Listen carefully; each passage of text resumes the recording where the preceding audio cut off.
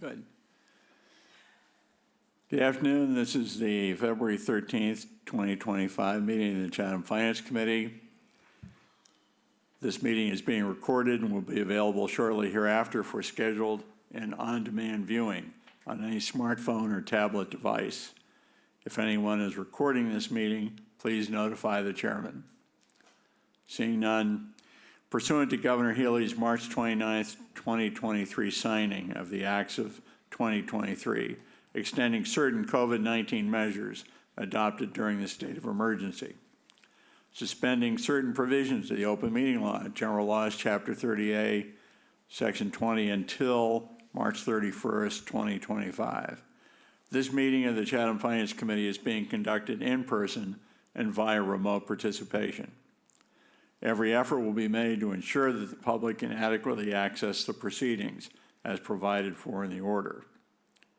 A reminder that persons who would like to listen to this meeting while in progress may do so by calling the phone number area code 508-945-4410, conference ID 810-830-567 #, or join the meeting online via Microsoft Teams through the link in the posted agenda. While this is a live broadcast and simulcast on Chatham TV, Xfinity Channel 1072. Despite our best efforts, we may not be able to provide real-time access. We will post a record of this meeting on the town's website as soon as possible. Thank you, Andy. I appreciate that. Let's start, please, with a roll call. Tommy Down. Here. Barbara Madison. Here. John Pappalardo is a fisheries meeting. Joanne Sprague. Here. Andy Young, we've determined, is here. Kristen Andres. Here. Tracy Shields, I know, is absent. Eric Whiteley. Here. Thank you. And the chairman is here.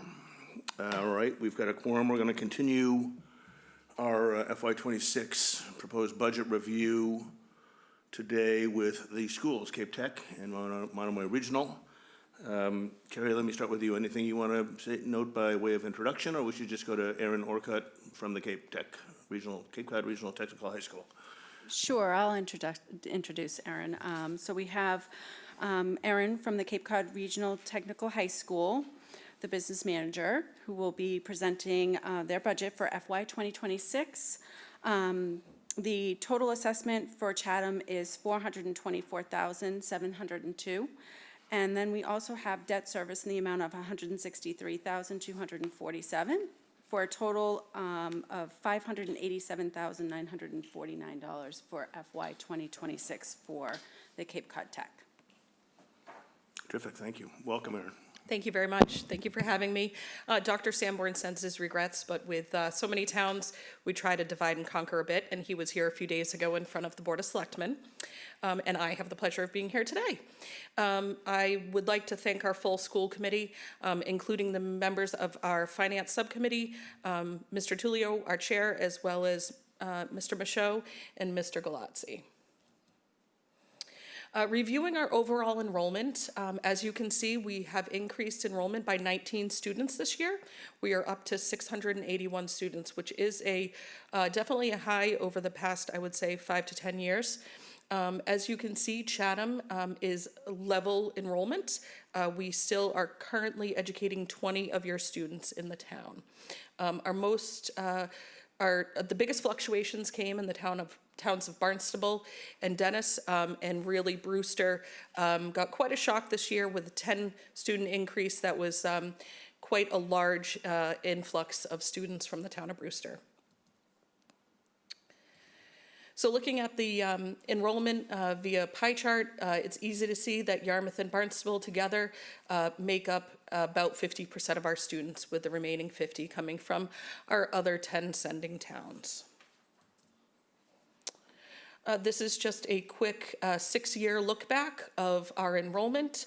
As I previously mentioned, we are up to 681 students, which is by far the most we've had in at least the past 6 to 10 years. We had 457 applications last year for about 180 spots. So it is certainly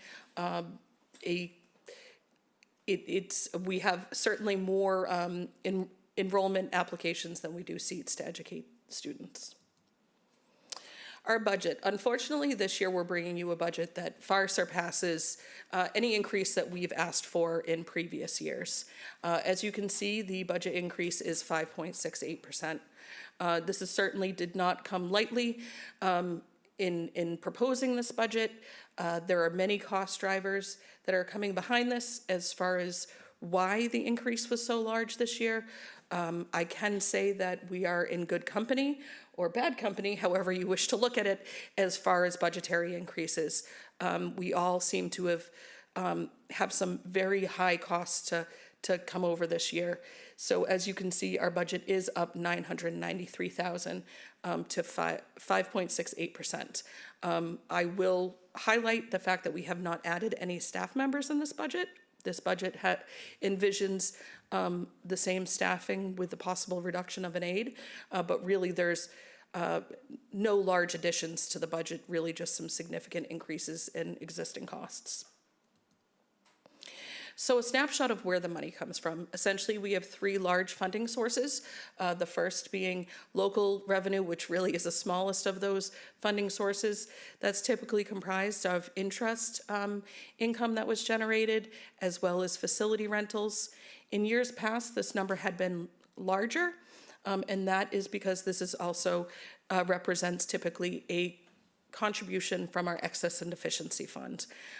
As it currently stands, our excess and deficiency fund is very low.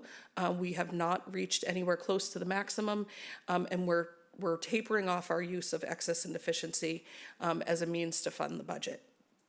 We had been able to contribute quite a bit in the past few years, and a lot of that had to do with interest earned on our building project that we were able to turn back and credit that back to the town for the assessments. But of course, as we just closed out the project, there really isn't much more in interest earned to be realized.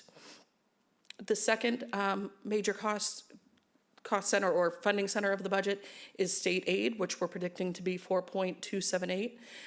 That comprises both Chapter 70 and Chapter 71 transportation reimbursing, leaving a majority of the budget to be funded through local assessments. As you can see, local assessments in total this year is $13,918,000. This is just a look back of our revenue sources versus the operating budget that we've proposed. As you can see, that local revenue number of 270, that is a significant decrease from what we had been contributing. And again, that is because of the excess and deficiency fund not having the capacity really to take more relief off of the towns. Mr. Chair, Joanne, please. thank you, Mr. Chair. You keep mentioning the excess and deficiency fund. Will you tell me what it's comprised of and how it grows? Absolutely. So excess and deficiency is much like a town's free cash. And how money essentially is put in that is if we underestimate the state revenue that we've predicted for the future year. So if we have revenues that come in excess of our budget, that money is deferred to excess and deficiency as well as unspent budget. But typically most of the money that goes to excess and deficiency is because we've received more revenue than what we budgeted for. I did mention that in years past, the interest earned on the borrowings for the building project, that interest that was captured was deferred to excess and deficiency, and that is why over the past 5 years, we've been able to contribute so much from that fund. Thank you. Yes, ma'am. This is again just a graphical representation of the numbers that I just showed you.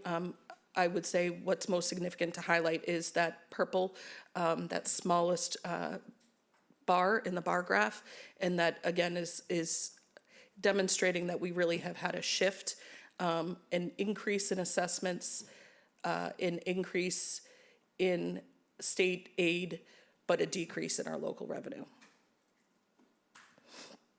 So what is the money used for? It's easy to see right off the bat that at least 35% is teacher salaries. Again, when you look at the entire building and the staff. We're up about 75% of our budget is salaries and benefits. Building leadership, insurance, building insurance, these are all things that we pay for out of our budget, and this is where we've seen some significant cost drivers this year. Moving to, I can show you after this, really where we saw the most increases. Essentially, aside from having just concluded our collective bargaining, we had to enter into a new 5-year contract for transportation. That was about an 18% increase over previous years. So that was a large cost driver of our budget, is a new transportation contract. And how we do it is we essentially take the upfront hit of the 17%, and then we have a level and fixed cost going forward for the future 4 years after that. Our utilities and heating absolutely increased, as well as our insurance. Our building insurance, we saw approximately a 24% increase in the premium costs for property and liability. So these are really some of these major cost drivers for our budget. Was a transportation contract, a collective bargaining agreement, our building insurance, as well as what I would call an explosion in our sports. For many, many years, you may follow us and know that we barely were able to field some teams, and our sports they're full to the point where we may have to have cuts, and we've never had cuts ever before. But we're running freshman, JV, and varsity level in both girls and boys sports. So it absolutely has increased our budget. Yes, ma'am? Joanne, please. Thank you, Mr. Chair. What is your transportation budget comprised of? What percentage do you get from the state? And what percentage comes from your charges? It depends on the year. Transportation reimbursement really just is that it's a pot of money that, depending on what claims are put against it from the prior year, it's not always funded at 100%, although that is the state's, it's what the law says, and it's what the state is attempting to do, is to fund reimbursement for transportation at 100%, but it has really never reached that level. I believe last year the reimbursement rate was somewhere around 94%, so it was fairly high. Our transportation is composed of regular transportation, late transportation, but also we do have special needs transportation as well, and that is a significant driver in this year's budget. We have individual transportation for a few of our students. Thank you. Barbara, please. Thank you, Mr. Chair. I'm not excited to hear that you might have to cut back something on sports.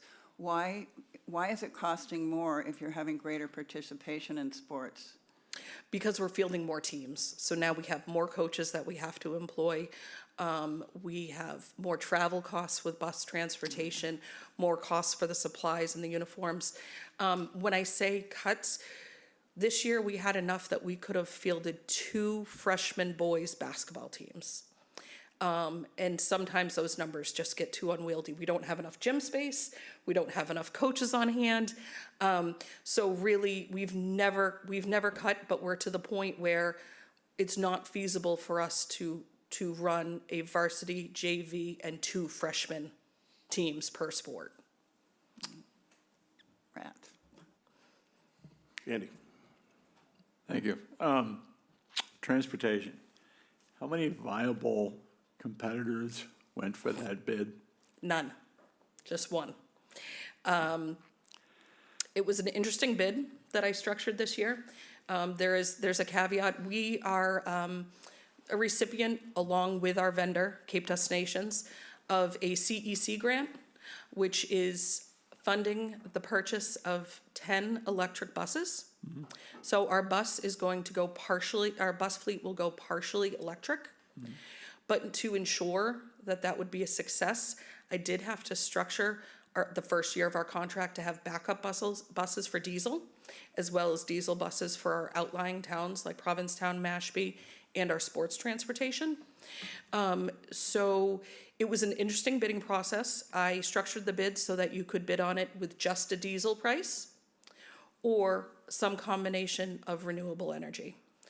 I had probably about 4 vendors take bid specs, and I had 1 respondent, and that was Mercedes Cab Company, Cape Destinations. Great, thank you.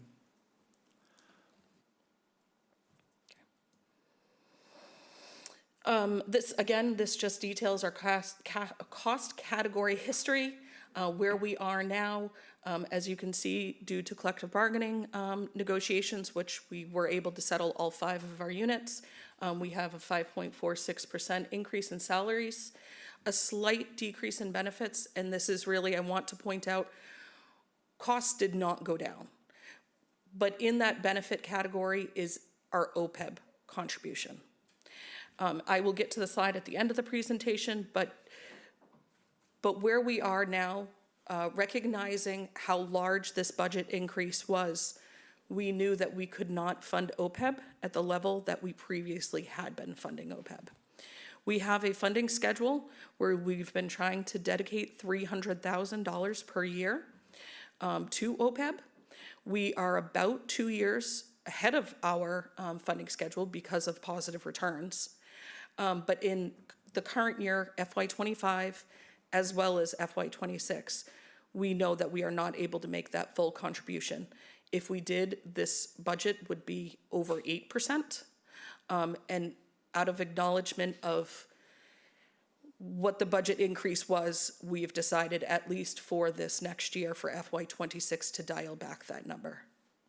And Aaron, do you have I'm sorry, you referred to, and I think I recall there's a OPEB slide in the back of the deck? Yes, sir. Okay, so I'll reserve my question for then. Joanne, please. Mine it was about OPEB, so I'll wait too. Okay, yeah. It's my favorite topic, kind of an OPEB junkie. Excuse me. But I do just want to acknowledge that, of course, Cape Cod Municipal Health Group, it was a somewhat advantageous increase of 6.5%, but really that decrease is because of our dialing back OPEB. Materials and services increasing by 11.89%. Really, we have seen inflation across the board in all of our shops. The cost of food for our culinary shop, the cost of pipes and plumbing fixtures, and in some of our construction shops, really we are paying significantly more than we did before for supplies. So some of those categories have increased. And of course, you see transportation, it's a blended 19.45%. Part of that is our 17% increase, but another acknowledgement is having to provide private transportation for at least 1 student. And overall, building insurances have significantly increased.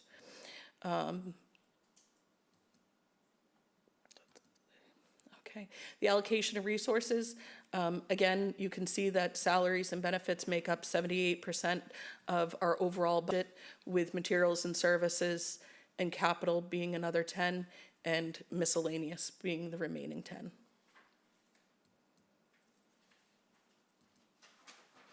This is our capital debt schedule. We, for FY26, we are in our 7th year of our bond payment. I didn't think we'd get here this quick, but I can't believe it's 7 years in.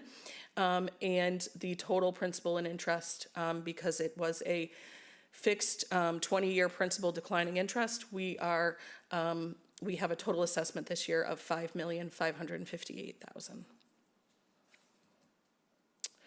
We take that and we add it on to your assessment, this is your capital assessment for Chatham is $163,247.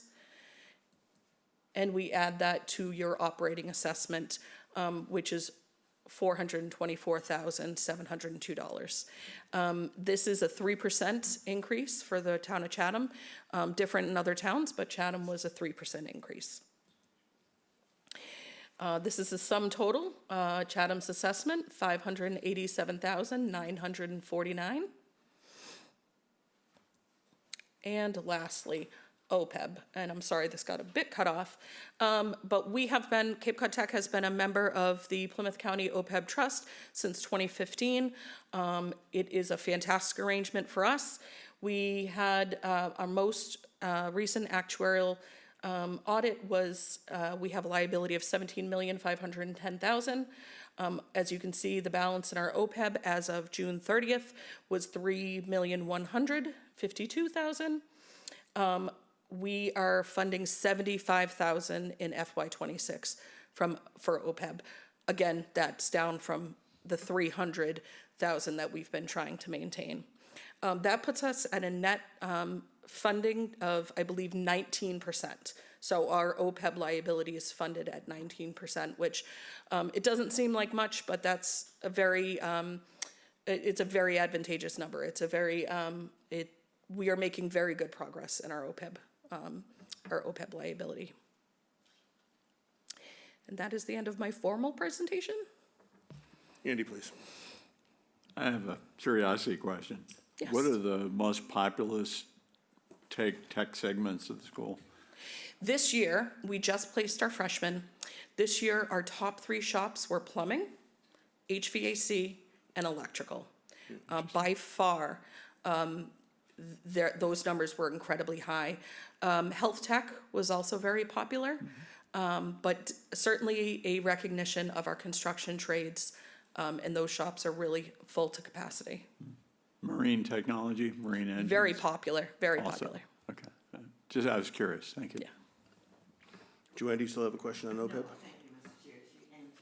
Thank you. Aaron, can you just sketch out briefly kind of the funding strategy relative to your OPEB obligation? Is there a number of years you've targeted to defease the obligation, or how's it work other than aiming for 300?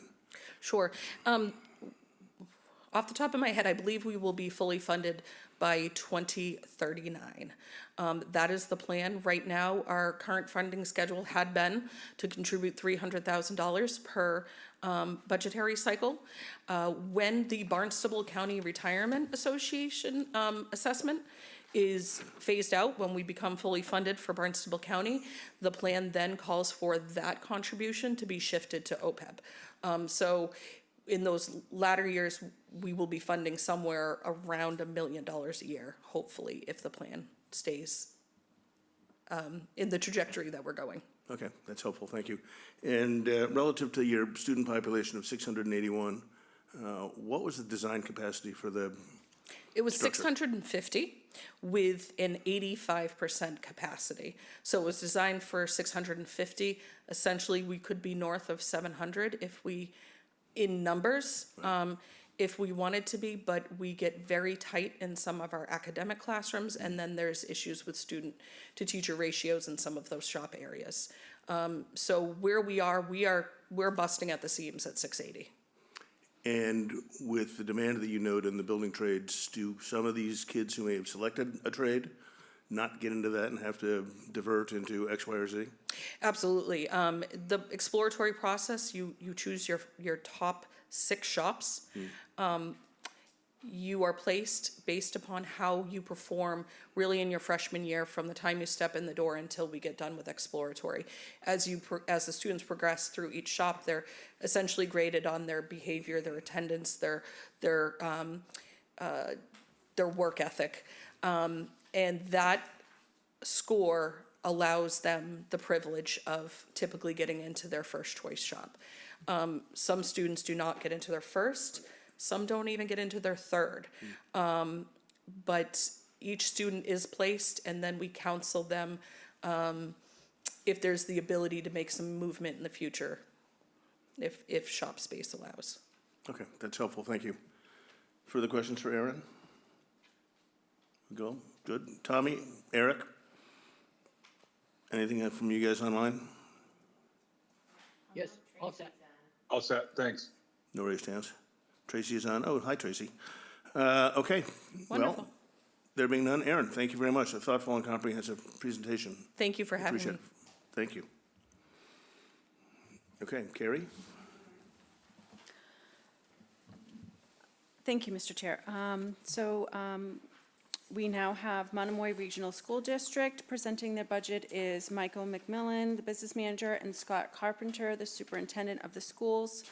Their draft assessment for Chatham for FY 2026 is $11,217,418, which includes debt service, and this is an increase of $908,479, or 8.81% over the final budget assessment approved for FY 2025. Welcome, gentlemen. Good afternoon. Thank you for having us. Thank you for popping over. So this will present the budget, and you'll see some of similar themes that they were presented by the previous presenter. This budget comes to you against the background of, the end of federal funding after the end, coming out of COVID, high inflation for the last few years, and although it's come down, prices haven't come down. And the growing needs and the cost of supplying those needs for students. That's happening across the country, and we're also seeing on the Cape, particularly, the tightening job market is driving up the cost of recruiting and retaining staff, and these factors are influencing a lot of what you'll see presented to you today. And so, the one-page summary is that we are presenting a budget here with a 6.86% increase on last year's budget, with just over $49.7 million. And the way the assessment breaks down, that's an increase for Chatham of 8.8%, a little over $908,000, and a 5.4% increase for Harwich, $1.6 million. So that's it. I can stop there if you like, or I've got another few slides to go through. So the way I've structured, I'm actually going to focus a little bit on the assessment first and just explain how we got to where we are, and then I'll talk more about the budget in detail and what's driving some of those costs. This just puts the budget in context. So this is a more significant increase than we've seen really since back at the very beginning of the district. That big increase you see back in FY16 was when the debt payments for the high school came online, and so when the district started paying for those, you saw that big jump. But otherwise, we have hovered around 4%, 3 to 4%, and so this is a significant increase. When it comes to the assessment, so we have seen a good increase in our state funding. That's really Chapter 70. However, as our enrollment is not increasing, our Chapter 70, that's the state funding, doesn't see huge increases. We have a more significant increase in our transportation revenue.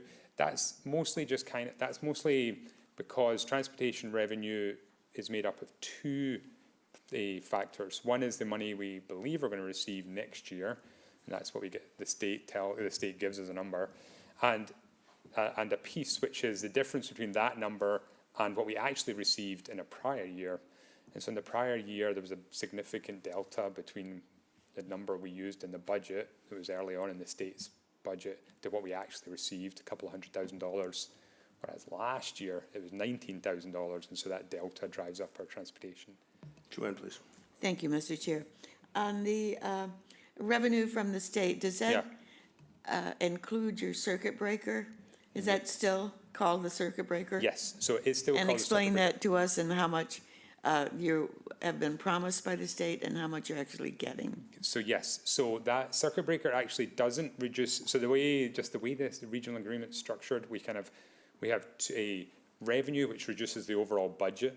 So when you see this number of 49.7 million, that's already net of circuit breaker. So we've already factored in a certain amount of money from circuit breaker before we even finalize the budget. So we assume, so right now, and I've got that number in a subsequent slide, but a certain amount of money from circuit breaker, and that's reduced how much we're budgeting for out of district special education costs. And I do have a chart that will give you the exact number a little bit later in the budget in this presentation.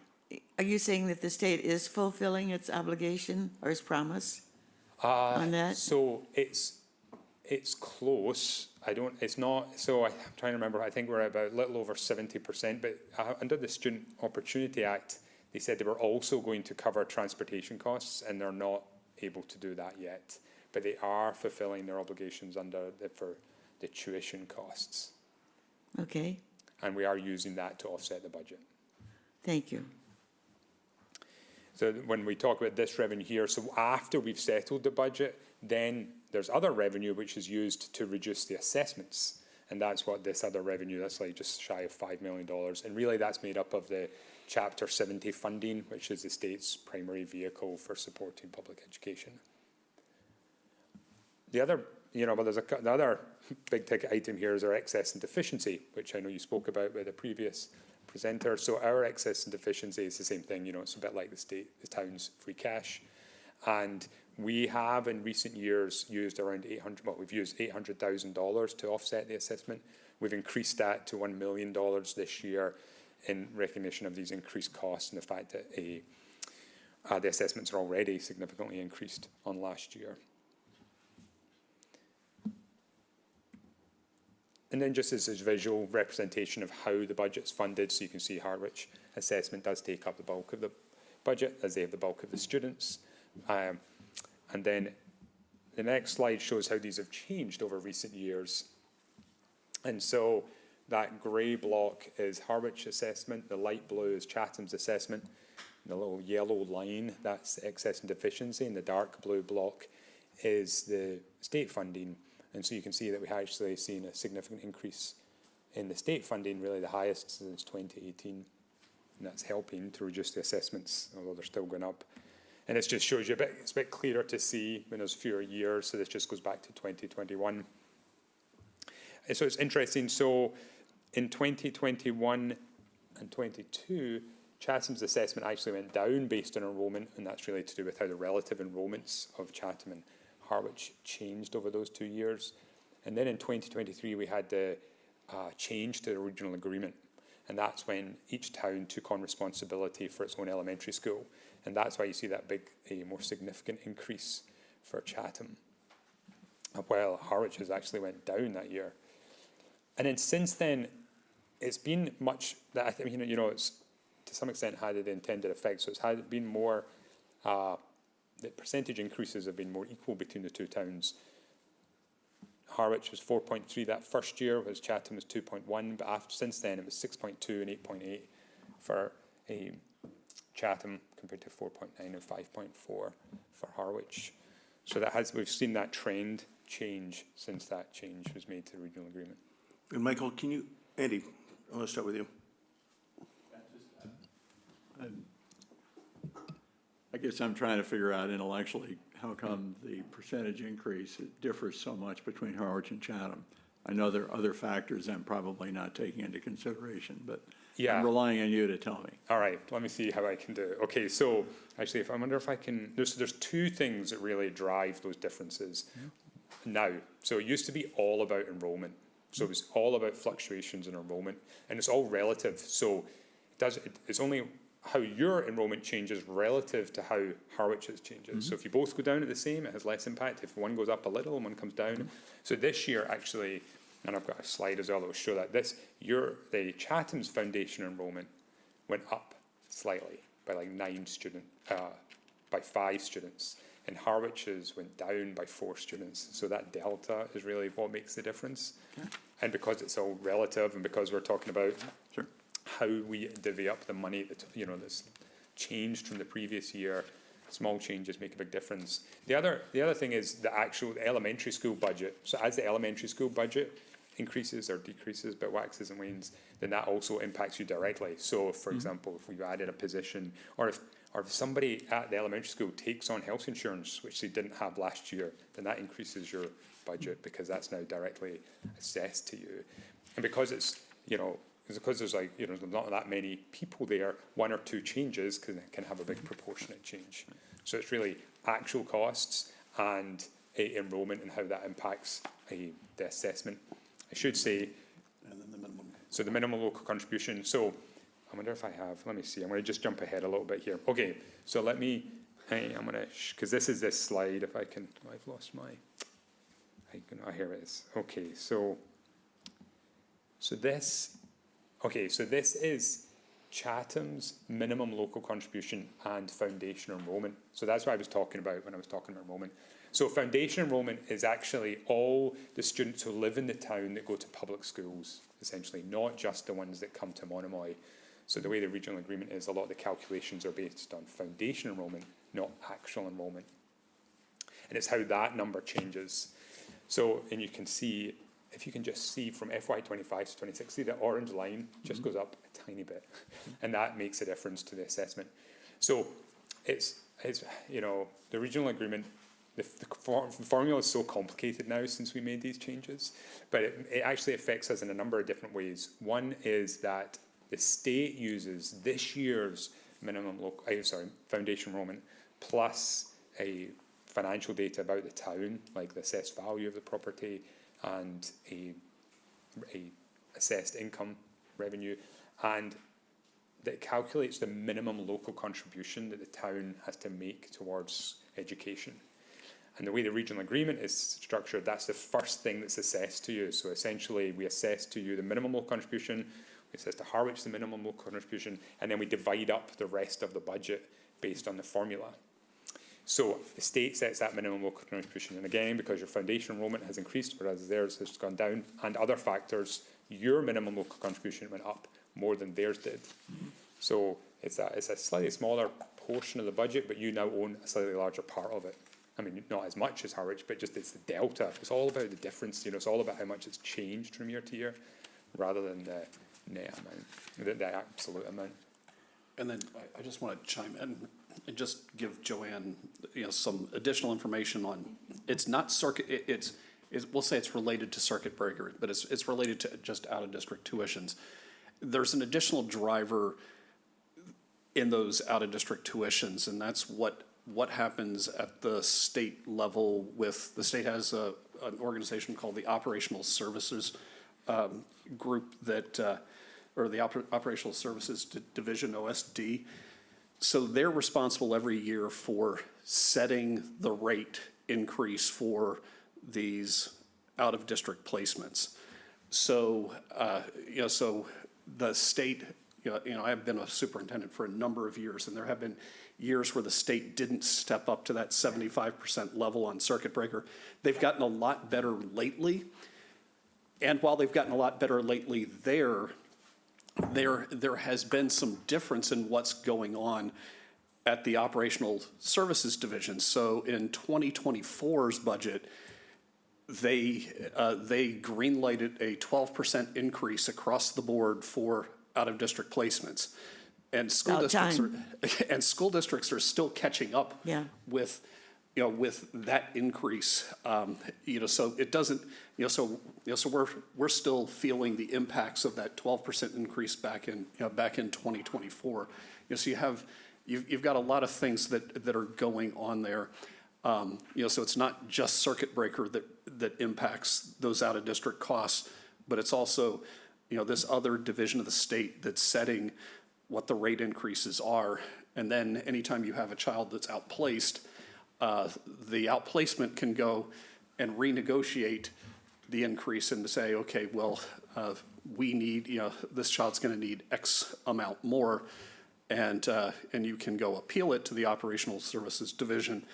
But as our Director of Special Education Services would say, she's never seen them say no to a request to increase that rate. So, so there's a lot of different factors that go in behind, these high, expensive out-of-district costs beyond just circuit breaker. Yeah, well, they were notoriously not coming through with what they had promised for a number of years. Right. And that can be really a big cost for any school system. Right. Because those placements are expensive. Yeah. So out of district. Yeah. So you can imagine, that increase has been, for a decade right around 3%. And then all of a sudden, pow, it's like a 12%. Right. Well, somebody got through to them. Yeah. That was particularly coming out of COVID, and the state has generally been very, it sees part of its role is to protect the most vulnerable, and a lot of those students are the most vulnerable and the most needy of our students, and the most costly to provide services for. But yeah, so a single placement can be upwards of $300,000 a year, so that can have a significant impact on our budget. Since we're on the topic that has impacted our budget this year, we've had a couple more students be placed in out-of-district residential placements than last year. And just since we're on the topic, I have jumped ahead a little bit. So this is, do you want me to go back? And Well, no, I just note that Eric's got his hand up. Eric, I'm not sure if the question's germane to what we've been covering. I just don't want to lose the opportunity for you to. Well, it's about incoming and school choice and where we're at. So why don't we continue, and I'll ask it later. Okay, actually, let me see if, so since we're here, right now, we're kind of moved ahead a little bit. This is, so like I say, after we've set the, before we finalize the budget, there is some revenue which helps to reduce our costs. And one of those is our circuit breaker revenue. So this chart shows those revenue sources and how much we are budgeting for next year to reduce our budget. So if you see the second from the bottom has circuit breaker. So in 2023, we used $400,000 from circuit breaker to reduce the cost of our out-of-district tuition for special education students. And that it was 524, 582, and next year we're budgeting $815,000. So that's a significant increase. Now, what that money is the state returns to us at around 75% of certain costs that are eligible. And each year we submit a claim to the state this year, and they pay us that amount next year. So we know already how much we're getting next year. And up until this year, what we've done is we've just always budgeted what we're going to receive next, what we've already received this year to offset next year's costs. This year, what we're doing is we're using the money we've already received, or we'll receive this year, plus some of what we're going to receive next year. So we're kind of dipping into our reserves to help reduce the cost because we've seen this significant increase due to a couple more placements we have. So next year's revenue has always been a little bit of our reserve in case our costs went up. This way, we're using up some of this reserve because we do have this single year spike in our costs. There is additional, so the state, if your costs go up, it's more than 25% from year to year, there is additional revenue, reimbursement the state will offer, and we will apply to that, and hopefully that will also help to offset these costs.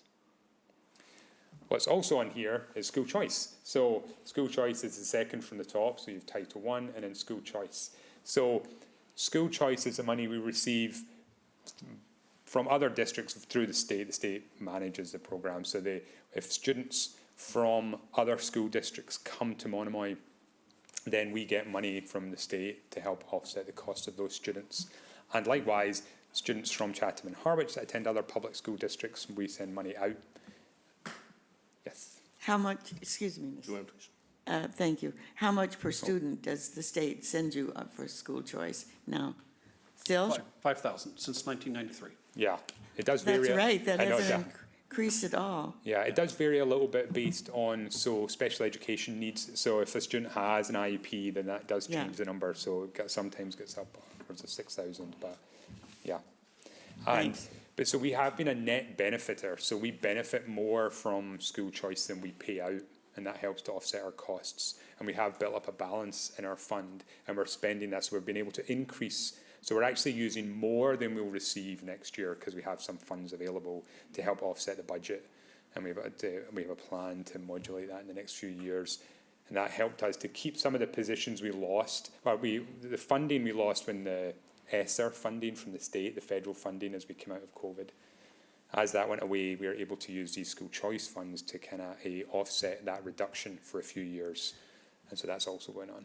We also, ever since I've come here to Monomoy, have been very judicious in terms of how we operate school choice. I would look at it that if I was once told by a superintendent with regard to school choice that, let's say you set and say we want to have our class sizes at 18, but if there are only 15 students in the classroom, there are 3 empty seats, and we can choose to have them be empty seats collecting dust, or we can get $5,000 a piece to help offset the cost of the teacher and everything that's happening in the room.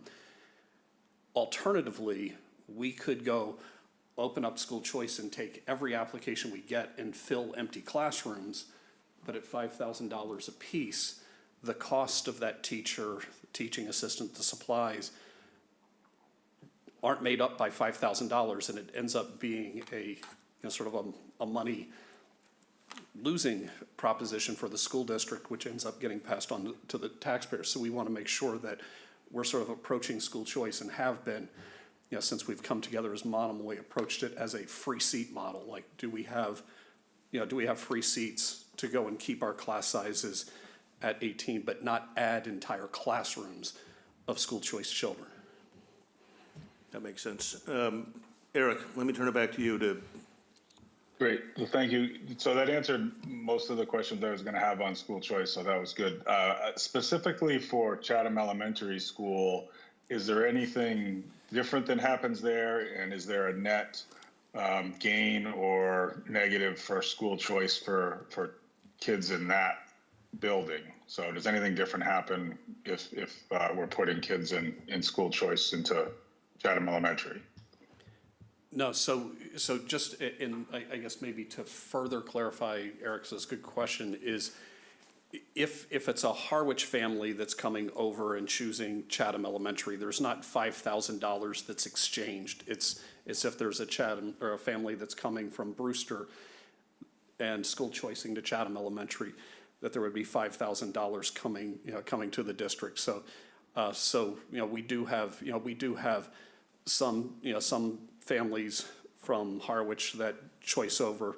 I'd say a disproportionate number oftentimes are staff who are at Chatham Elementary School and want to have their children in the building that they're teaching in. You'll see that, and the same thing vice versa, that we'll have some staff that live in Chatham but work at Harwich Elementary that want to have, for convenience factor, having their children in that building. Andy, I think.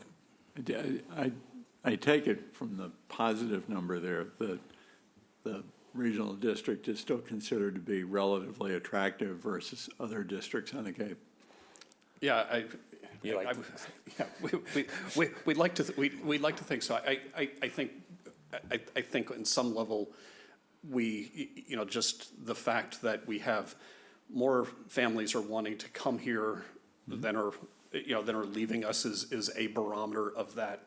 I do think that one of the things that Michael alluded to is we're also trying to take a long-term look at school choice too, because if we go back over the last decade of us being Monomoy, 12 years ago there were 9 sections of kindergarten. So 3 in Chatham, 6 in Harwich. So there were 9 sections that might have free seats.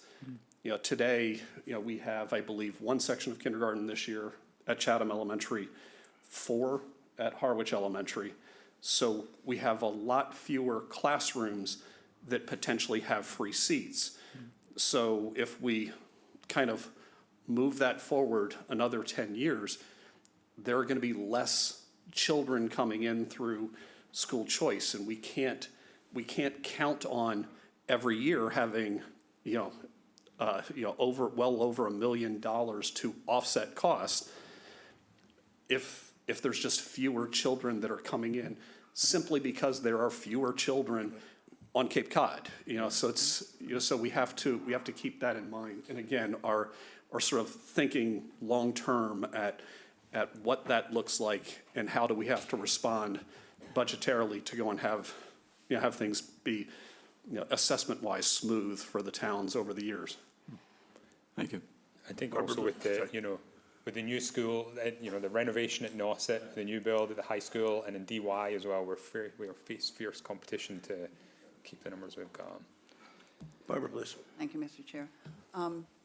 For the elementary school, kids tuitioning into either Chatham or Harwich, do those $5,000 credit the assessments for each town, or does it credit the So it does region? actually. That's a great question. So we have in the regional agreement, it says that we use the district enrollment to split up the school choice. So it's not based on individual students, but the sort of relative enrollment of each place. So both elementary schools and the district overall, the budget is reduced by a portion of the school choice revenue. Thank you. All right, I'm going to go back to where we were. So we've we might have hit a few of these points now already. So where we were talking about revenue, and I just wanted to talk about excess and deficiency a little bit, because that's one of the numbers that helps to reduce the assessments, and we've talked about. So we've not actually had it certified yet, and auditors are flat out at the moment. There's hardly any of them left, so it's harder to get stuff done in time, and so we're waiting for a excess and deficiency to be certified, but it's been estimated at around 2.5 million, so relatively close to where it's been the last few years, despite us budgeting $800,000 from it. So the way the law works is that we're only allowed to keep a balance in our excess and deficiency of 5% of our operating budget, and anything over that has to be included in reducing the assessment, so we return to the towns. As it is, so we actually a little over that 5%, but not $1 million over. We're actually going, we'll be at closer to 3% after, if we take that $1 million out, but before we add anything else that's got left over from this year. So, this will help. This $1 million will help to reduce the assessments. And then just also on the regional agreement assessment methodology. So if we were still using the old method, by my calculations, your assessment would be $1.3 million less than it is this year, because you're now solely responsible for the elementary school. We already talked about this slide. Maybe I can just compare the Chatham's numbers, which are on the right, and the blue line is the minimum local contribution, and the orange line is a foundation enrollment. So if you look at the Harwich one, you can just see, let me see, I can actually focus in here. You can see their number actually went down ever so slightly, but yours went up ever so slightly. So here's yours over here. And that does it. So they use the current year's foundation enrollment, and in the regional agreement, we use an average of 3 years of foundation enrollment in some places. The other thing, and I don't really have the numbers for this here, but another factor in all this is that now within the regional agreement, we do grade breakdowns of foundation enrollment in order to break up some of the costs. So it's shift. So the grades 5 through 12 help to determine the assessment relating to the district costs, whereas enrollment from pre-K to 4 helps determine. So if there's shifts there, so if you happen to have a big class moving from 4 to 5 or vice versa, that also impacts the assessment breakdown. So that's kind of everything I was going to say. Well, not everything I'm going to say, but that's everything I was going to say about the assessment. The next few slides are kind of focus on the budget itself, like what are driving those costs. So this is you saw Erin provided a similar chart for the Upper Cape Cod Tech on their costs. So this is just a breakdown of the district's costs by major account. The major account is a categorization that the state gives us, which is handy because then we can compare to other districts and so on, and it's consistent.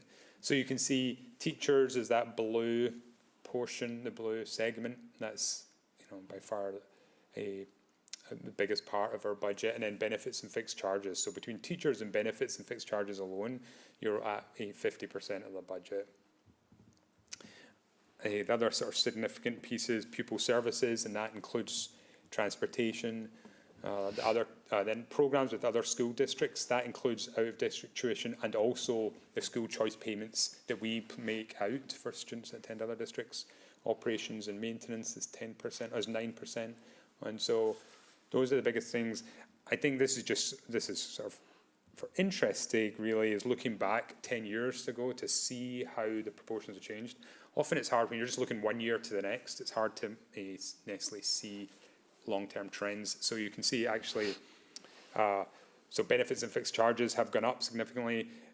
Retirement's actually less now than it was 10 years ago, and that's because the costs of the high school debt has gone down. The teachers have gone down slightly. That's because classrooms, we have fewer classes, but we have pupil services and other teaching services, which is just 5% here. And if I jump forward there, it's actually now 8%. And that includes instructional assistants and other specialists who support students, particularly with special educational needs. And we've seen an increase in those needs. And then benefits obviously has gone up, and it's taken up a bigger part of our budget. It's interesting how similar it is, 10 years things have changed, but a lot stays the same. So year to year, though, this is how those major of account budgets have changed from FY25 to FY26. Then the change is the column on the right, and the red is an increase, green is a reduction, and the intensity of the colour tells you how the magnitude of the change. So the biggest increases are in teachers and in benefits and fixed charges. They're the biggest increases because they're the biggest portions of our budget. I think the other kind of notable increases are in other teaching services, and that's really again around instructional assistants and specialists. Also pupil services, which includes transportation, and we have seen that, I know it came up earlier. We've seen a greater demand for transportation services. Those out-of-district students who are attending schools outside the district, if they're day students, we have to transport them there, and that is increasingly expensive. And both we need more of them, and they're able to charge us quite a lot of money for it because there's not that many providers. So we're always trying to find people to do it, and that drives up the costs. Michael? Yes. Of the 741,000 in respect of teachers, are those just step increases essentially rather than new positions? So it's a combination of things. So is the majority of it is step increases and contract. So it's step increases, column changes. So in the teacher grid, if you've got more degrees or qualifications, you can increase your rate.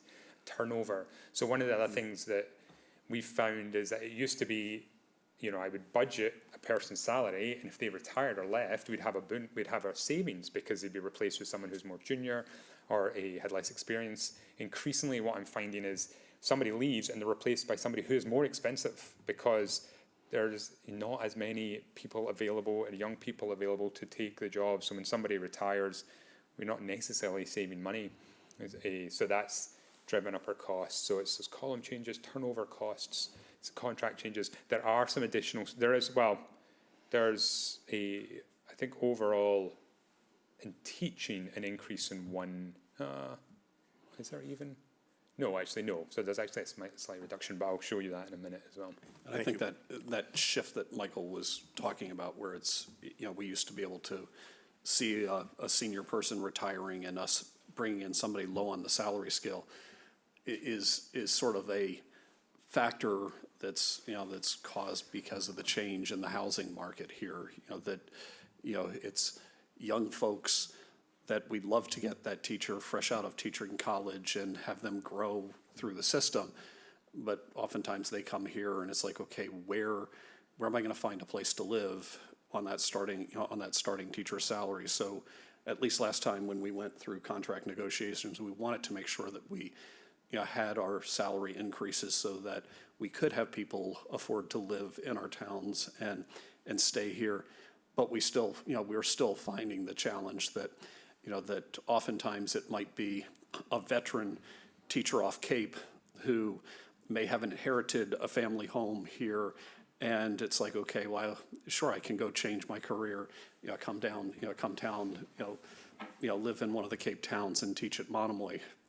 But it's not this windfall that oftentimes you'd see in retirement, and it's sort of compounded where when we do get that young teacher and they meet somebody and they're ready to set down roots, oftentimes they're making this decision saying, okay, we can't figure out how to go get that first home, and so you end up having folks that we started to sort of groom and train and everything, and they're heading back off Cape where it might be cheaper, and then potentially seeing them replaced by somebody even more expensive. So it's a challenge on how that's playing out, but it's all sort of related to bigger conversations we've all been having on, the cost of housing here and how do we make it so people that, work in our police departments, fire departments, DPW, and our schools can afford to be here too. That's helpful, thank you. A serious issue to be sure. Barbara? Thank you, Mr. Chair.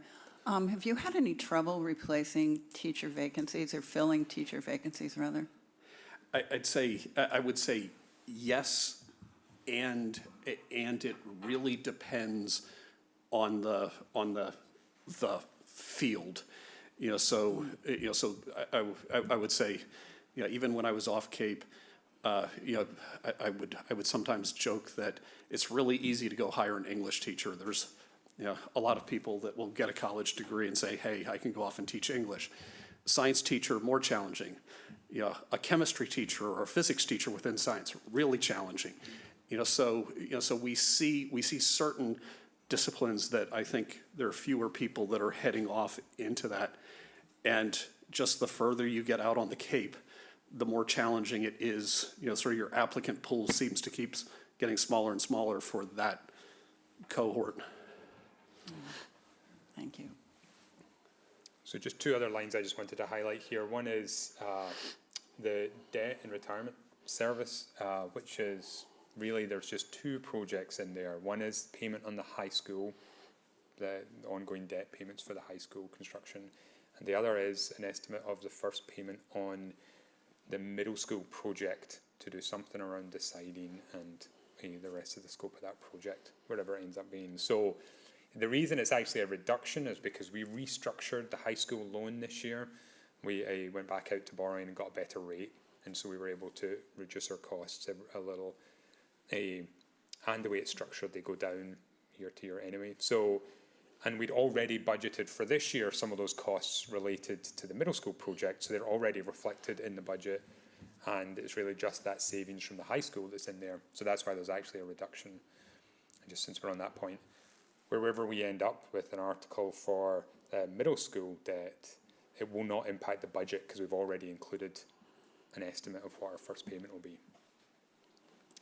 And then the other line, just that reduction around that very top line, acquisition, improvement, and replacement of fixed assets. That's just, this year the number of projects we have going are slightly reduced as we're focused on the middle school. That's paid for by debt rather than out of the operating budget, which is that line. And some of the costs that some of our other project costs are related to under operations and maintenance. So we're replacing some flooring. I think that's in operations and maintenance rather than acquisition of fixed assets. The only thing in there is a new vehicle. Yeah. Andy, please. Let me see if I understood correctly. You're saying that the middle school project, the debt and retirement service for that is already factored into the FY26 budget, Yes.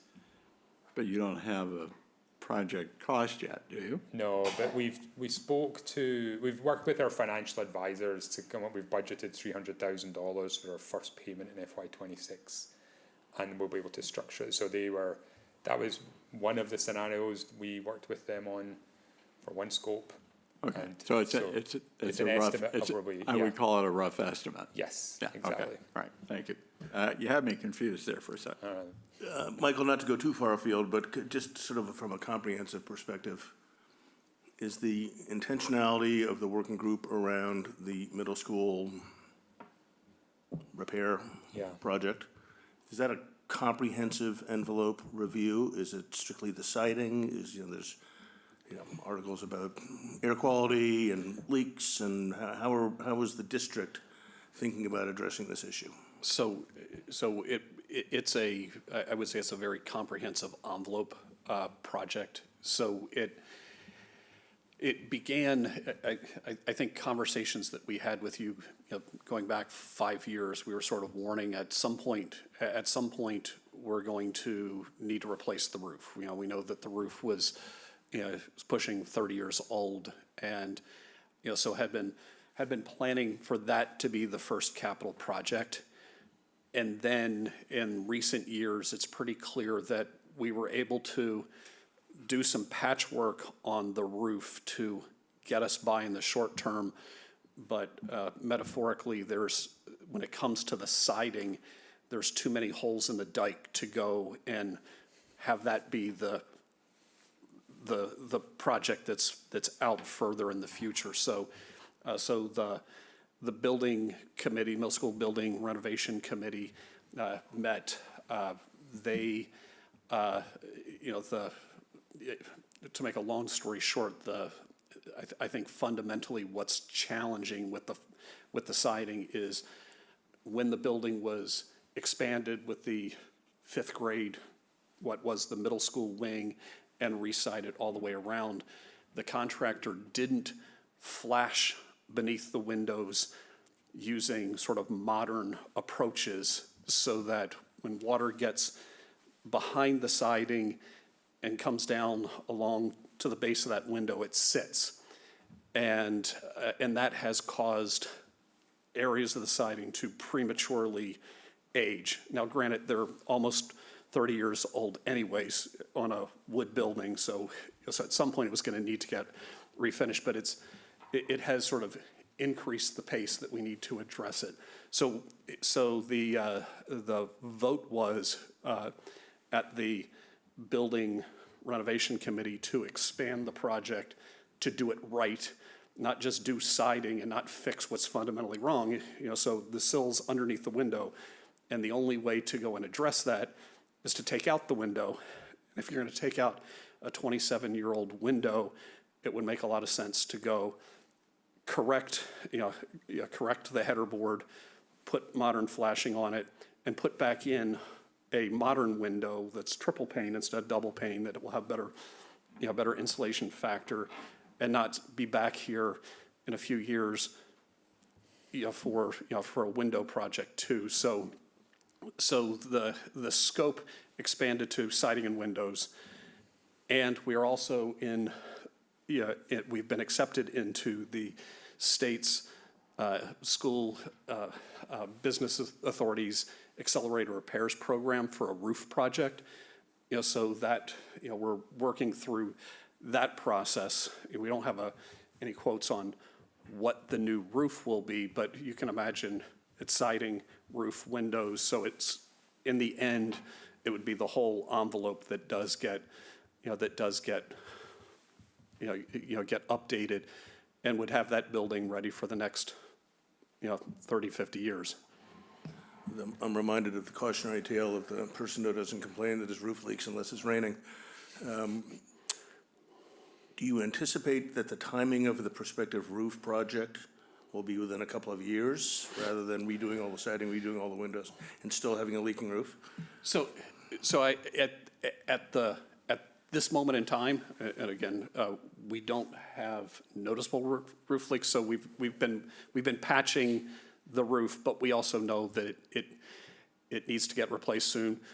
As some might have noticed at, I think it was town meeting a year and a half ago, where conveniently the wind blew just the right direction and a little leak happened in the middle of town meeting. So we don't want to see that happening during town meeting. We definitely don't want to see it happen in the other 364 days of the year. We want to have the building as watertight as we can, because it all relates to mold. Mold can't grow if water can't get in the building. So to that end, we have been doing air tests. We actually did one and published the results, where we sampled essentially every fourth office and classroom around the entire school. Long and short of that report is that the bulk of those classrooms and offices that were sampled were well within the results that we had with the outside samples. We also sampled this room, the select board room in Chatham, both libraries at both community centers, and the readings were very similar to what other town buildings and our other school buildings were. We had 3 rooms that were a little elevated, and we're going to go look into what and why. There's a team there today doing more air sampling through the next quarter of the building. We do think that we just need to do some deep cleaning when it comes to the smaller gymnasium at the middle school and an art room. I do think we had sort of an anomaly in the library where the reading was off the charts. I think was it a couple nights ago, we were at the select board meeting. And I let the select board know that we had closed the library this week because the readings were so high. But it's also entirely possible that, unbeknownst to me, that when they were taking the air samples, there were also books on a shelf about 1.5 feet away from where the air samples were being taken that had been wet, that were getting disposed of. And, you know, it just could be that the reading was sort of an anomaly. So we'll find out today when they are back in testing if we see something that's much lower and much more like every other library, that because we tested all of our libraries plus both town libraries, and then, you know, the number wasn't anything near those. So we're just trying to make sure, and we'll have a deep cleaning process going on at the library. So we'll retest at the end of this vacation week, and if the numbers are back down, I'd feel comfortable in opening the library back up. But I think long and short that I think the building, from what we're seeing from the air quality tests so far, does not seem to be, you know, sort of an indoor air issue, sans this really abnormal result for the library. Okay, that's very helpful. Thank you. Michael, back to you. So I would like to reassure you, despite, you know, everything else that's going on, that we are still very much focused on the teaching and learning that's going on in the building, and ensuring that the students get all the, you know, the learning, the services that they need to ensure their academic and social wellness and be a success.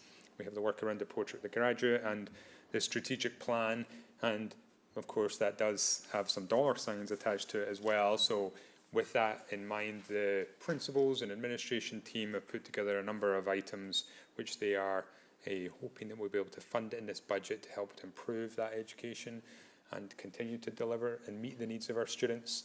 And then you had mentioned there about positions. So this does, and in my next slide I'll show you how there is some offsetting position reductions, but we are looking to hopefully add English language teacher at the high school, because we've seen a significant increase in the number of students with English language needs. And then likewise, and then also adding a district level, a district-wide English language position to both help coordinate all the English language learning that's going on in district, but also to be able to target where we see, you know, significant increases. So in the last couple of years, we've seen an increase in an elementary school, and in this year, we're seeing a big increase in the high school, and we really need a position that can respond to those sorts of changes. We also, down here at the bottom of this slide, is our plans to introduce a language-rich pre-K program in Chatham Elementary School. So, which brings me on to, you know, some of the discussions you may be aware of around the preschool program. So right now we have an integrated special education preschool program. So that's around students with special education needs, plus peer models who are also part of that program. We have a small program here in Chatham Elementary School and a bigger program at Harwich Elementary School.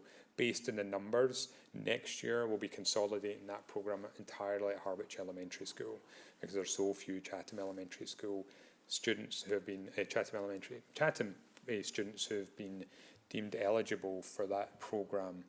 So with that program moving over to Harwich Elementary School, there's an opportunity for us to have a new and a different type of program here at Chatham, which will also be district-wide, but will serve a different type of need to meet the language needs of students in the district. And so there's an addition for that.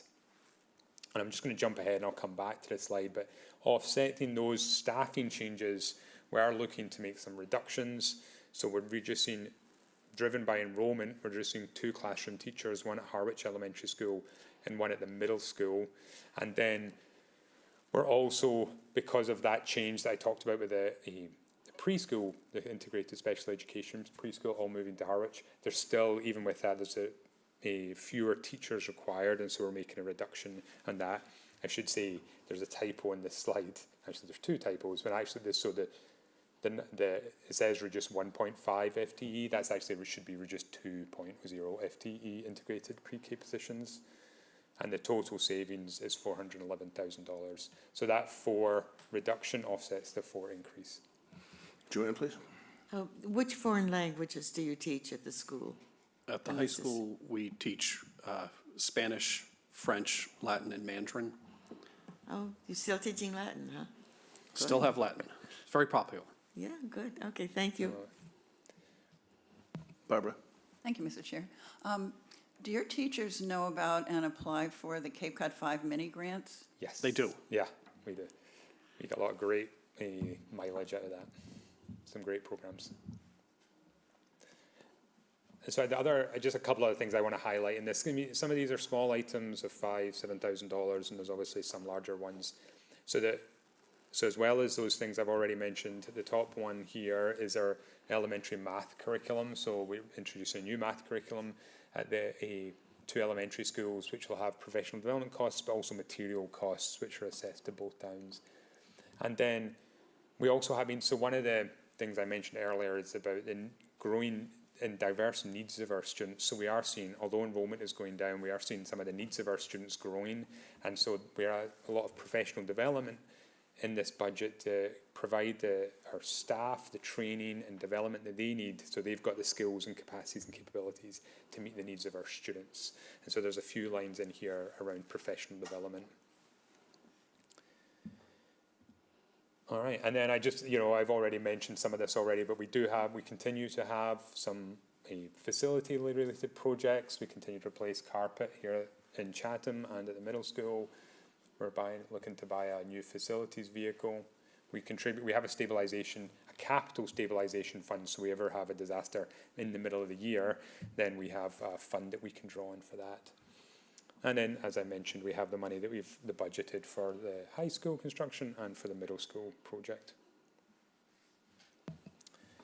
And then kind of just a summary of things that are driving up our Michael, costs. I'm sorry, if you could just skip back to the last one. I think Yes. Joanne has a question, as do I. Yes, before we leave this, what is restorative justice professional development? So these days, we have an approach where we're trying to do the best we can when it comes to supporting teachers and at the same time supporting students to keep them in school and to have students who, let's say, make poor decisions, not just get what, as a former high school teacher and former high school principal, not have a vacation day at home with a suspension, but instead have some productive consequence. So, and the state has actually been pushing very much for that. It's, the state really wants to see, out of school suspension as like the last thing you go to. But in order to really bolster our programs, we've been putting a big focus on the concept of restorative justice, that, that if you've breached a norm within a classroom or the school, that you sort of pause, have a conversation about it, and hopefully build a culture where it doesn't happen again.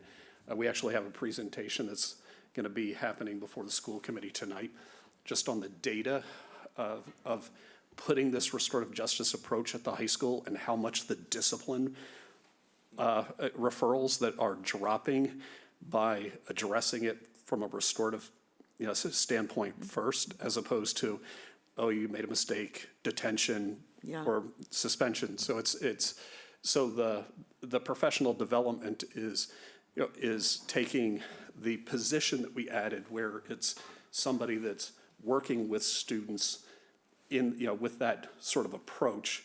So we added a position this past year, with the school committee's support, and now it's taking that philosophy and really doing professional development to embed that approach in the classroom teachers, or with the classroom teachers. I think that's excellent. Thank you. Michael, just another question on the last slide, if we could, please. Yes.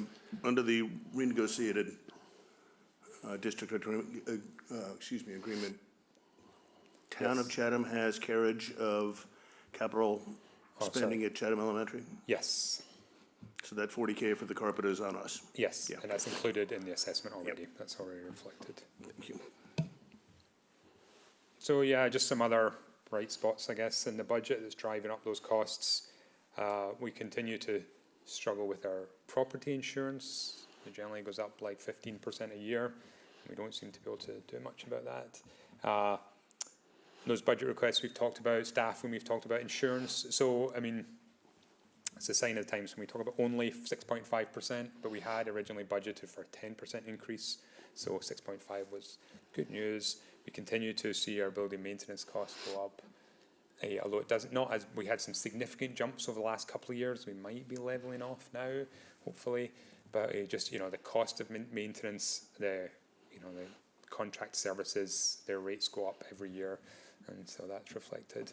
And then add that out of district tuition, which we've already talked about, so we've seen the number of placements and the cost of those placements increase. So this is the slide I've already shown you, so we jumped ahead and we saw this, and we are drawing on a couple of sources to increase the amount of money available to offset the budget. And I just, just as we almost come to the end, I've just got a few more slides, but just looking at enrollment, what we see happening over the next few years is we see enrollment continuing to go down. So what this chart shows you is going back to FY16, the enrollment at each of our schools. So the blue box at the bottom is Chatham, then orange is Harwich, grey is the middle school, and yellow is the high school. And the dotted box groups together those FY27 and beyond projections. I mean, FY26 is also really a projection, but that's what we're expecting for next year.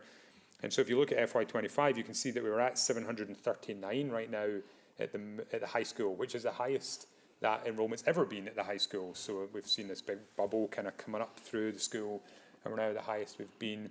But we are expecting, we look at the numbers of students coming up behind them, because while that's the highest it's been, this number down here, oh sorry, you can't see, but the number at the middle school was 395, which is the lowest that's been, and that's the numbers that are coming up to replace those outgoing high school students over the next few years. So we see the high school enrollment going down, middle school going down, the Harwich and Chatham staying relatively stable, but that's really a virtue of the numbers we have. We don't really know what pre-K and kindergarten is going to look like. I mean, we have some sense of it for next year, but even then, for kindergarten, there's still variations in our expectations and what we actually get, and then 2 or 3 years out is anybody's guess. We do look at the birth data from 5 years ago from Harwich and Chatham, but especially when you have so much movement going on, that's not always super reliable.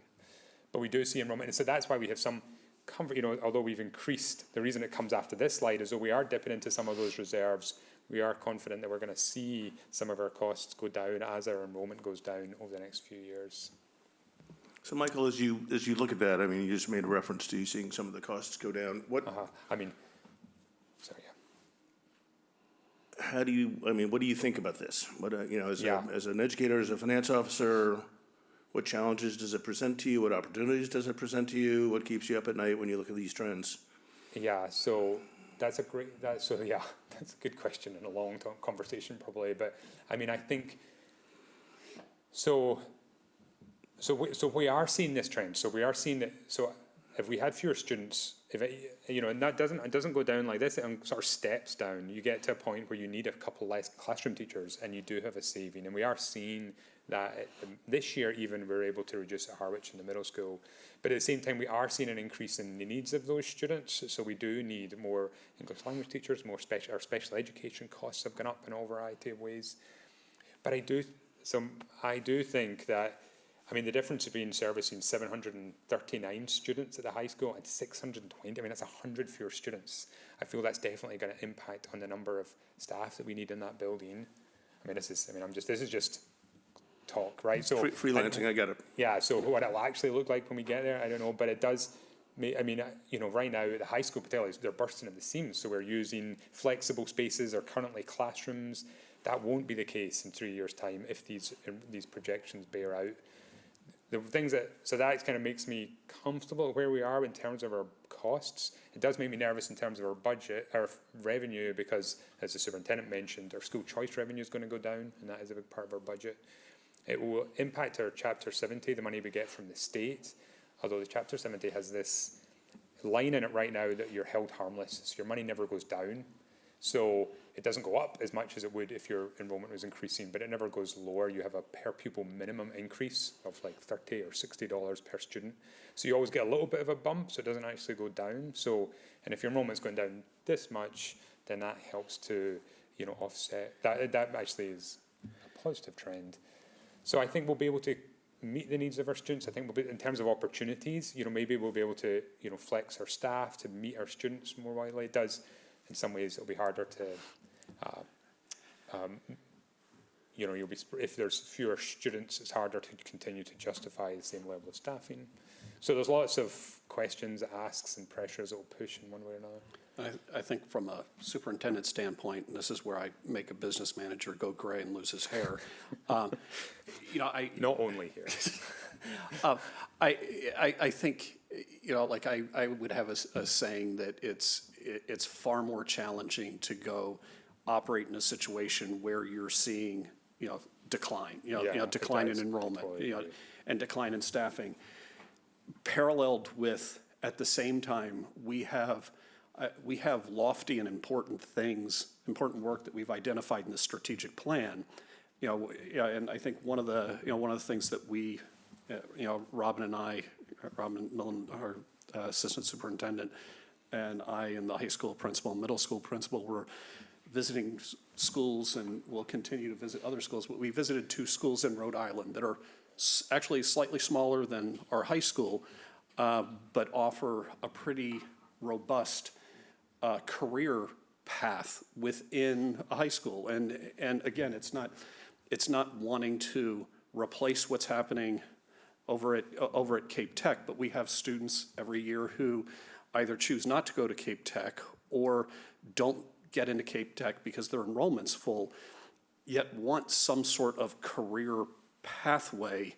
And we want to make sure that we're doing right by kids and that we're preparing them for their futures. So we're engaged in conversations on, okay, this is what we've been doing for the last 12 years as Monomoy.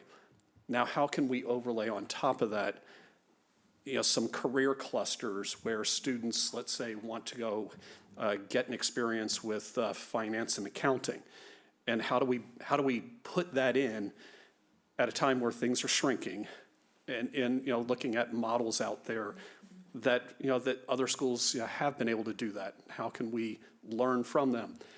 And I think to jump on some things that Michael has said, I think a couple times in this, I think what we're also seeing, and we've seen this across the 12 years that we've been together as Monomoy, the needs of our children continue to increase while the enrollment's declining. So we could go back and pull the numbers for you, but if you look at how many of our families were free and reduced lunch 12 years ago, how many of our families were economically challenged then versus now, it's increased substantially.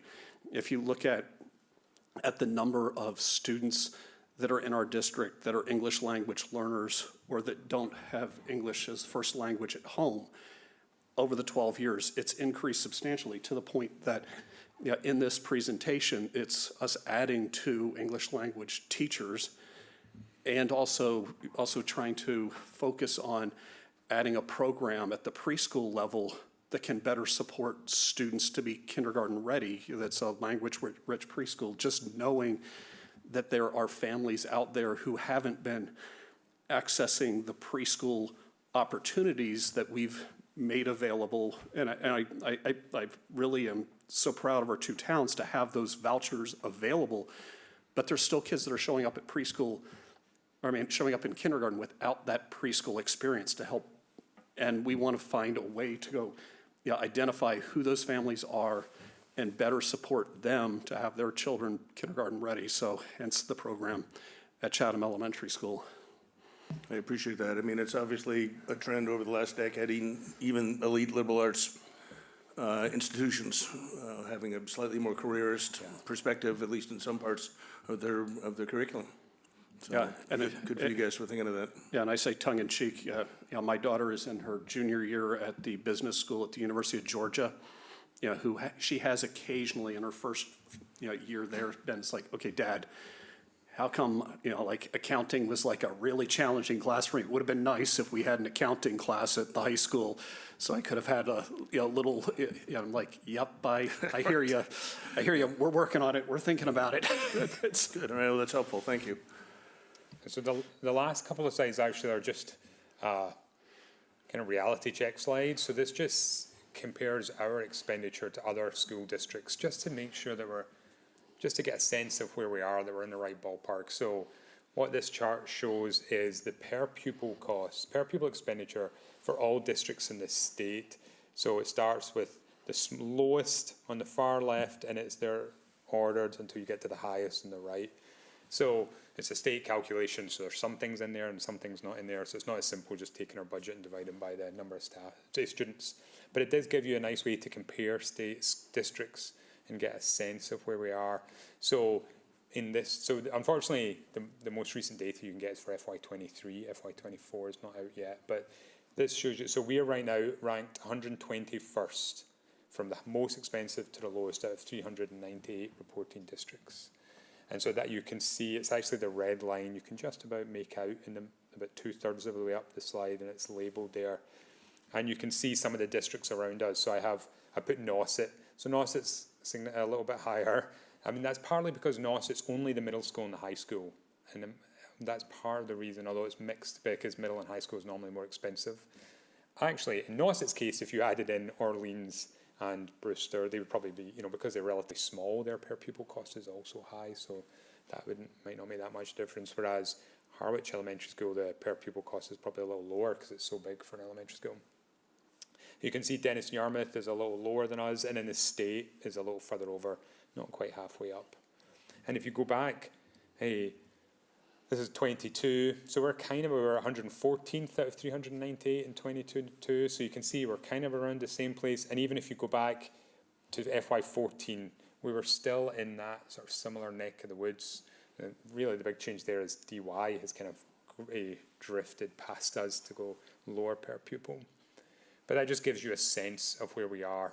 And as we hear, a lot of districts this year and also last year, when we didn't have as big an increase, we've seen increases of a similar percentage to us. So I don't envisage us changing that much on this slide next year. So that's our budget request at the moment. So coming up, we do have, there's a small change to the foundation enrollment that I'm just working out with the state right now, because that thing I mentioned earlier, we now need the grade breakdown. So I kind of have to work that out and check it against the state's numbers, and we're out by a really small amount, so I'm just fixing that. So as we fix that, also we will get more information from the state about what their budget looks like, the next phase in the state budget. I mean, at some point you just have to draw a line, because obviously the state budget is finalised after we need to finalise our budget. But if we get more updates in the next month or so, I'll update the budget. And we'll continue to present to yourselves. I think we might be coming back to talk about one of our articles to FinCom and to the select boards. And then the school vote on the budget takes place on March 13th, and that's when we have our final budget number, which, unless there's a major change, will be quite close to what we have now, if not exactly the same. Terrific. Well, thank you both very much. Questions, further questions, additional questions, comments, observations? Nothing of the sort? Okay, really comprehensive. Really Chair. appreciate the effort. Oh, I'm sorry, Eric. Sorry about that. No worries. I assume, have you already presented to Harwich, and how is the reception, either with the select board or the finance committee, or both? We haven't presented yet in Harwich, but I've been there for a couple different conversations that were probably more along the lines of how to deal with the middle school, and let's just say there may be some foreshadowing of what Michael and I might hear when we present the budget there. All set, Eric? All set? Yes, thanks. Okay, thank you. All right, terrific. Thank you very much. Really appreciate it. A lot of work goes into that, and we're grateful for it. Thank you. Thank you very much. All right, so next, on the agenda at least, is scheduling a report to the select board, just a bit of an update.